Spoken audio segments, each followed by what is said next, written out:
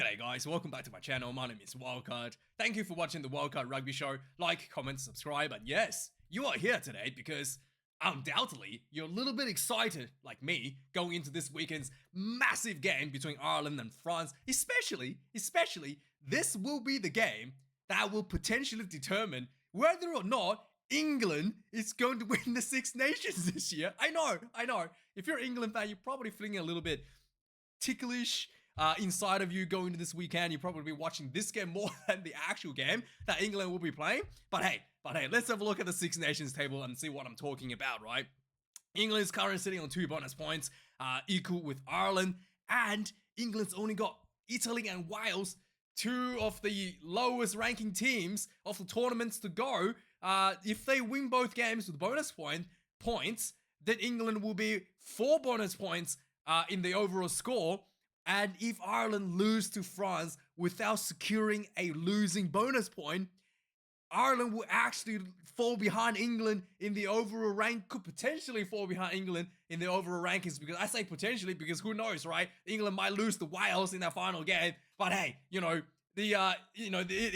is very big possibility that if Ireland don't get this bonus point, if they lose to France, England could potentially win the Six Nations this year. But then, hey, I'm probably a little bit too far ahead of myself. Ireland versus France at Lansdowne Road. It's probably gonna be, the one side. It's probably gonna be more likely that Ireland gonna win this one than lose without a bonus point. But hey, if you're an England fan, you probably fancy your chances just a little bit going to this match, regardless. And in the event, if Ireland lose to France, even with a bonus point, the French could still potentially win ahead of Ireland as well. So if they do lose the bonus point, then if France get a bonus point, then there still could be a possibility that France gets number one spot.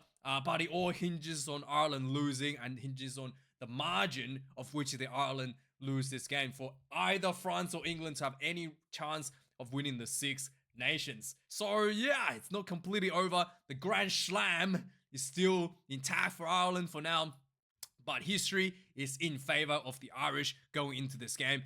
Most recent outings in the last 2 years in the Six Nations has been won by the Irish. The one before that, 2022 and 2021, France lost because Johnny Sexton were actually out of both of these games, I'm pretty sure. This one for sure. And then in 2023, Johnny Sexton was an absolute god. So he basically, just easily won that one. Last year as well, France without Antoine Dupont was showing a lot of weakness. So this year, no Johnny Sexton for the Ireland team. He will be on the bench, I guess. In the coaching team. There's no Johnny Sexton on the field, and Antoine Dupont is back. So the difference in both these games are probably leveled up a little bit. So, Johnny Sexton factor is gone from the 2023, and Antoine Dupont is back from 2024 loss for French. So this will be a pretty close game. And nobody knows what's going to happen.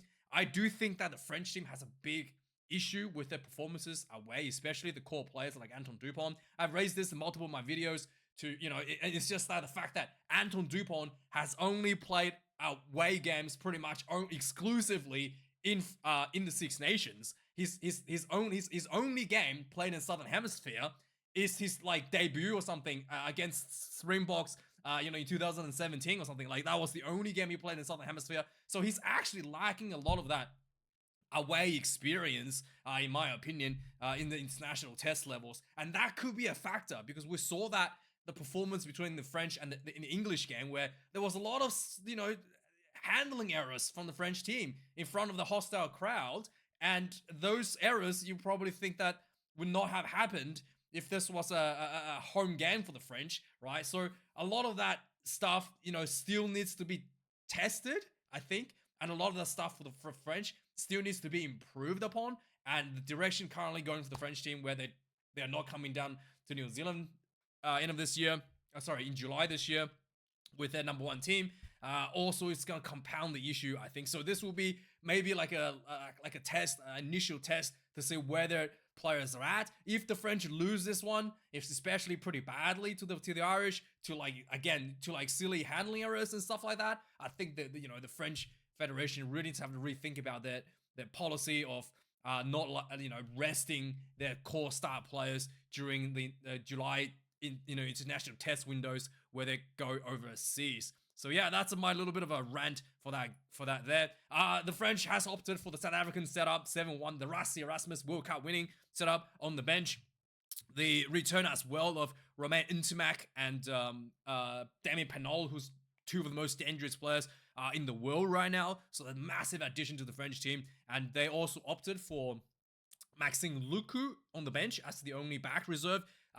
It also emphasizes that the key could be a kicking game, because Maxime Lucu is also backup goal kicker. So if anything happens to Romain, to what's his name, to Ramos, they have Lucu to come off as a kicking instead of Lagaric, who's more of an attacking player, as a 9 reserve. So again, there's a little bit of a different options there going in for the French and how they want to set up on the bench there as well. For the Irish, the big return, the captain himself, the potential Lions captain, Caelan Doris is back, the big boy, at the number 8 jersey, but they will be without Mac Hansen due to a little bit of injury for himself. So the weather in Dublin on Saturday will be clear after a bit of rain on Friday, so might still be a bit wet, but overall should be okay, as good as you're gonna get. For Lansdowne Row, this is a massive encounter. As long as it's not bucking, it might be a little bit drizzle, maybe as long as it's not like bucking down raining, I think everybody will be pretty happy.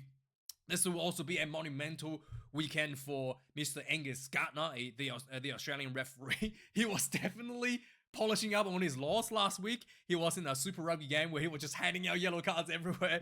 Just super critical, super clinical on his performance. I think he's going to bring that to this monumental test match. He's very good. It's very rarely he gets anything wrong on the field. And I think he's gonna be looking for a very good performance this weekend in one of the most important matches of the year. Mr. Angus Gardner, 50th match. Congratulations, sir, and hopefully he does a good job this weekend. I know he will do a good job this weekend.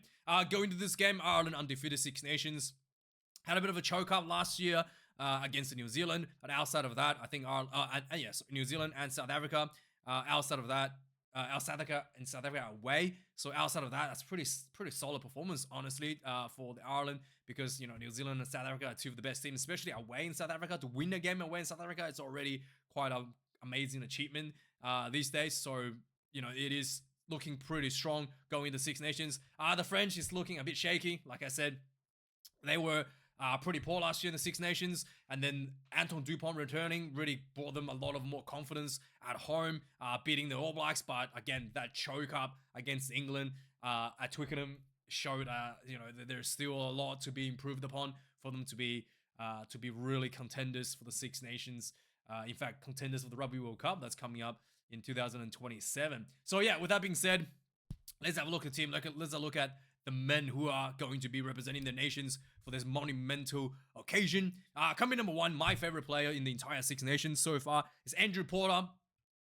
His dark arts at the scrum has been really good. I think there was a little bit of an issue against Wales last round, so he's gonna have to work on a little bit on that. Maybe he probably started the tapes of the week. We'll see how he goes against the French. I think he's more used to the French pack as he played against them, against Uni Antonio before. So I think he's gonna have a little bit of advantage there. But this is gonna be a tough battle for him. Dan Sheehan comes in number 2, and Bingley Phelan gets number 3 jersey. Ty Furlong still not 100%.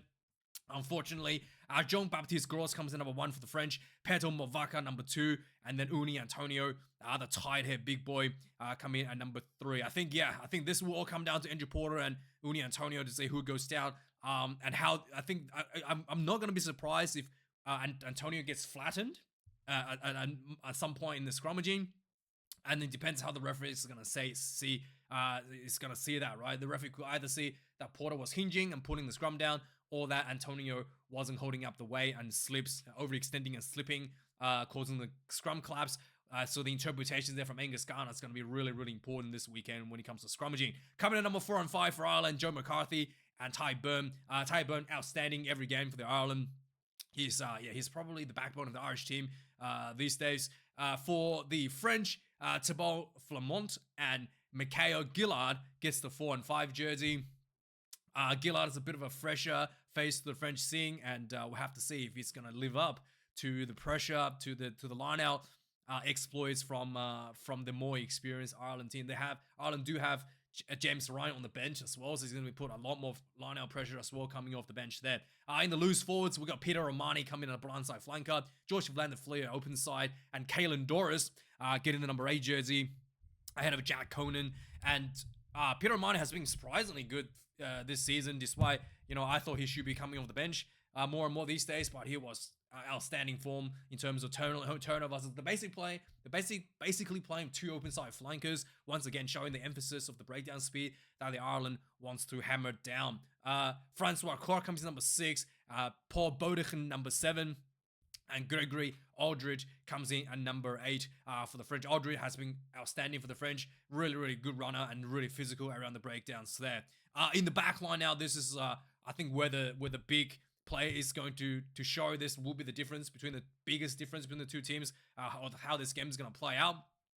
Jameson Gibson Park has been pretty much the second playmaker out of the Irish team, doing a lot of decision making, sometimes with a bit of a crossfield kicking as well from Gibson Park. And when he does that, he takes a lot of the load off Sam Prendergast, and he just, he's able to spot that opportunities spontaneously and respond to that, which has been really, really the big fact. Winning factor since Johnny Sexton retired for the Irish team. Anton Dupont, what else is to say? The playmaker out of 9 jersey. So I think there's a little bit of interesting battle there of how much playmaking Gibson Parks will play, opposing, Anton Dupont out of the 9 jersey. We'll have to see how they kind of match up in that start. And Dupont, probably, kicking out of hands, attack, running the ball himself, getting turnovers at the breakdown like a forward. Anything you want, he can do it. And he's a fly half. So he's just absolutely outstanding, absolutely incredible player. And I think he's got a bit more toolkit than Gibson Park when it comes to the breakdown work. But overall, I think the two are kind of in a similar boat, that they both likes to be a more playmaking. But Anton Dupont is definitely the key playmaker out of the French side. Sam Prendergast, also outstanding player. He has been, I thought it was a bit shaky at the start of the last year and the start of the season, but he's really starting to show why he's been selected out of 10. He's if he's given time in that number 10 jersey, his kicking game, his passing game are pretty smooth, and he's able to pick out the right options almost every time. And I think the key for the French team is to put pressure on him and not give him that space and time to make those decisions, because if you do give him those time, he's gonna punish you with some pretty accurate plays out of hands. So Prendergast is there, doesn't really quite have the footwork speed, but he really looks like Johnny Sexton out there with the way he plays and the way he directs people around him. Romain Ntamack is someone that has more speed, more of an attacking threat out of the 10 jersey, in my opinion, and less of a playmaker. So Ntamack has returned, and his most of playmaking will be out of Anton Dupont, and Ntamack will just be there to possess another threat and create some opportunities around him by presenting himself as a threat. Coming up in 11, James Lowe for Ireland, absolutely outstanding this year. Really good form right now as well. Louis Bieri as well for the French. The youngster comes in, 21 years of age, absolute try-scoring machine there. And I think the difference between the two teams is probably going to come down to the kicking game, the chaos that is created from the kicking game, and who's going to capitalize on that the most. And I think Bieri might be a little bit better than capitalizing on that frantic scramble on the kicking game than James Lowe. But James Lowe is a better ball carrier and runner. Speaking of ball carrier and runner, Bundy Aki, absolute belter of a runner, comes in number 12. He's in because Ringrose is still suspended. Iramo Ifana comes in number 12 for the French there. Robbie Henshaw comes in number 13 as usual. Pierre-Louis Brassi comes in number 13 for the French. Number 14, Jamie Osborne has been called in for Mac Hansen. Damien Pinol, another guy who's just super, super dangerous. One of the most dangerous player in the world. Like, how many? What was the other game? There was like a game where he scored was it one of the Champions Cup game or something? He scored anyway, yeah, he's just an absolute try-scoring machine. And then we've got Hugo Keenan comes in number 15, the fullback, and Thomas Ramos, number 15. Both are really good with the kicking game, really good on the high ball. I do think Ramos has a bit of advantage in terms of range of the kicking, but Keenan is definitely very, very good. I think Keenan's counter-attack might be a little bit of an edge there over over Ramos. Coming in at the finisher in the back line, this will also be a massive point of difference between the two sides. Rob Herring came number 16, Kian Healy number 17, and Thomas Clarkson comes in at number 18. Dropping back down to the bench. For the French, they have gone for the 7-1 setup. Julian Macon coming number 16, Cyril Bay number 17, and Dorian Al-Ghahari number 18. Just absolute powerhouse. Macon and Bay was, starting players and definitely leaning into the bomb squad, putting them on the bench here. James Ryan will be coming off the bench to fulfill some of that line-out pressure and experience as well. Coming number 19 for Ireland. Jack Conan has been outstanding for the Ireland at number 20, and Ryan Baird, an additional forward, has been put on the bench for the Irish.